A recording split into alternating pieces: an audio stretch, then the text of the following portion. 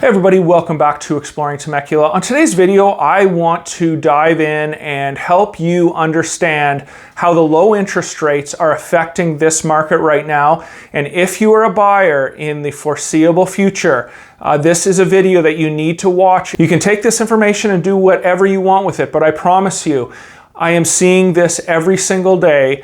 And if you take some of the points that I make on this channel, I promise you that you are going to be a more successful buyer and seller in the current market. If you have any interest in the Temecula area, please subscribe to the channel and go to exploringtemecula.com. I've got a ton of information there that you can go over, read about specific communities, where should you live, what's the cost of living, what is there to do in Temecula. All of that information is on the website, and it will really give you a starting point of whether or not Temecula and this area is going to fit your needs. I can tell you that South Riverside County is one of the nicest areas, most affordable areas in Southern California. I've lived in a lot of them. So if you have any further questions, you can always reach out to me, check my Google reviews, Greenleaf Real Estate and Appraisal, and yeah, let's get into the video. Okay, so how are low interest rates going to affect you as a buyer in the foreseeable future?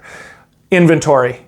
The inventory, and I hit on this in my last video, it is incredibly low. There's 100 less listings, new listed properties last month than any other time in the last 10 years. Why is this happening? Well, you've got homeowners right now, and this is not just Temecula and this surrounding area, but all through the United States. I saw a stat the other day, I think it's in between 60 and 70% of homeowners right now have an interest rate in between 2.25% and 3%. These homeowners are thinking, I'm basically borrowing free money. I really don't want to get rid of this home. So what are they doing? Well, rents have increased probably 20-30% in the last 2 years.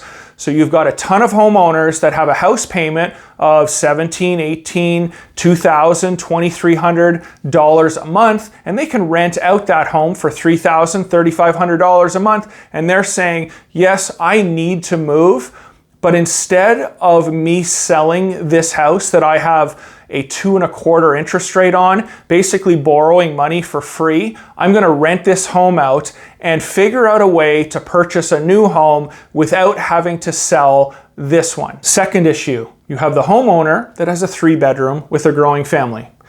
They talk about it, hey, we need a 4-bedroom.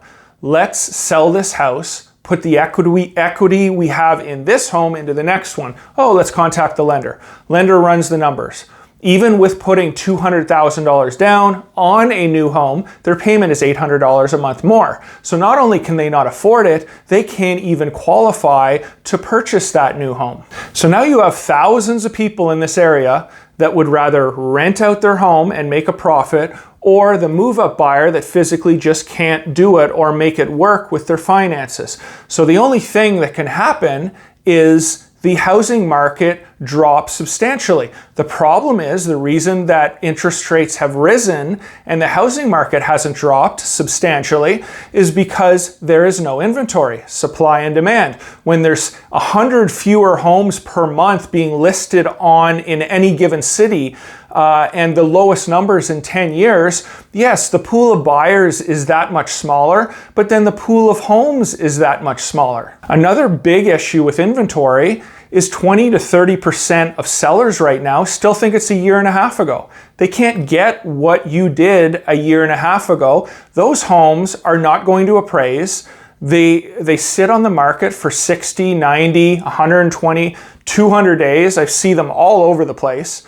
And if you have a good agent that does their research, before you make an offer on a property, you need to pull comps. Why waste my time? Why waste your time and money getting an appraisal, having a home inspection? The appraisal comes in $30,000, $50,000, $60,000 under what it's worth. The seller doesn't want to lower their price.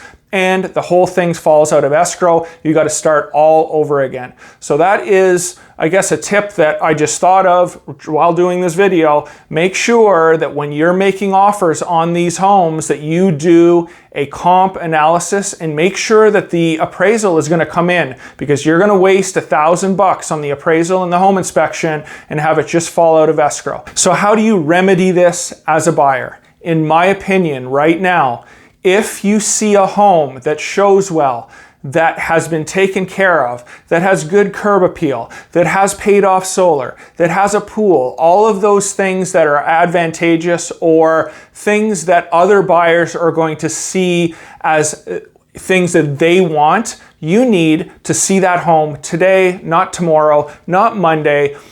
Contrary to what I thought was going to happen in December, January, maybe ask for some closing costs. Maybe, ask for $20,000 off the purchase price.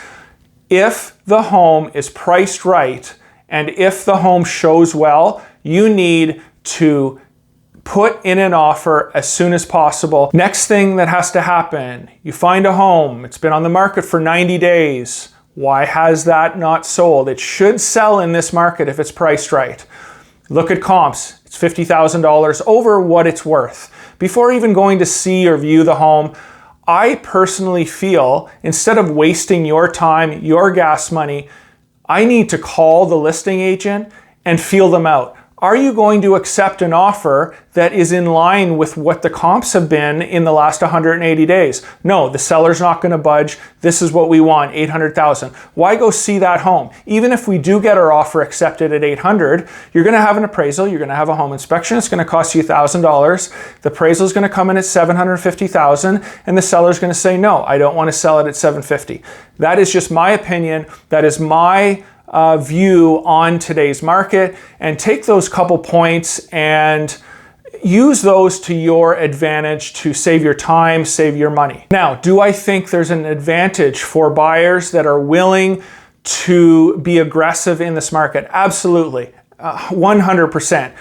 Before a year and a half ago, that house that showed well, that was priced right, it was selling for $30,000, $50,000, $60,000, $70,000 over market value, and you were having multiple offers on that home. Today, in this current market, if a home is priced correctly, it will, and shows well, it's going to sell quickly, but you're only going to have 1, 2, maybe 3 other offers. So at least you're going to have a realistic opportunity to get in a home that you really like and move forward on something that makes sense for not only for you as a family, but financially makes sense. And you're not going to get stuck paying for an appraisal and paying for these things and just having it blow up in your face in the end. Okay, so there you have it, guys. Hopefully those things helped you sort of understand what is going on with and what's happened because of these low interest rates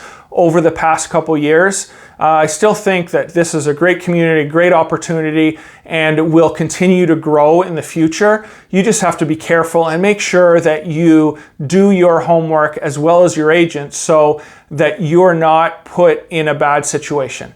Thank you very much, and until next time from Exploring Temecula.